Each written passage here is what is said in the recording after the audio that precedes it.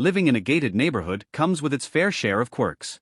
I bought a large estate here, not because I like HOA drama, but because the land backs onto the lake and gives me plenty of privacy.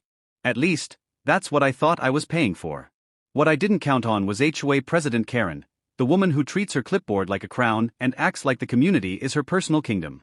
Karen had always been nosy about my house. She'd make little comments like, "Such a big home for one family," or, "Wouldn't it be better if we used the space for HOA meetings?"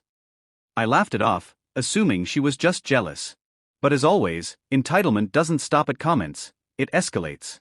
It was a Thursday afternoon when I came back from work early. I noticed a familiar figure on my porch, fumbling with something shiny. Karen. And in her hand? A key. She was standing there, huffing, shoving it into my lock, twisting and yanking like my front door was malfunctioning. I parked my truck quietly and walked up. "Karen, what exactly are you doing?" She jumped, startled, then recovered with her usual smug face. "I'm trying to open my house. Clearly, the lock is defective." Ich stirrte her, dumbfounded. Your house? "This is my property." She rolled her eyes like I was being ridiculous. "The HOA has determined this property would be better suited for community use. I've already had a copy of the key made. You should have received the notice." My blod boilet. "You mean you stole a copy of my key and thought you could just move in?" Karen folded her arms. "It's not stealing if it's HOA policy. Step aside or I'll call the police." I smirked. "Please. Go ahead." And she did. Right there, she dialed 911 and loudly declared, "Yes, there's a man refusing to leave my home. He's trespassing and threatening me." I couldn't believe the audacity. But instead of panicking, I pulled out my own phone. See, being police chief has its perks. I had the dispatcher's direct line. I called her up immediately. "Hey, it's me. Just a heads up, Karen from the HOA is making a false 911 call about my house. I'm standing right here in my own living room, deed in hand." The dispatcher sighed. "Of course it's Karen." "We'll send a unit, don't worry, we know the truth." Within minutes, 2 patrol cars pulled up.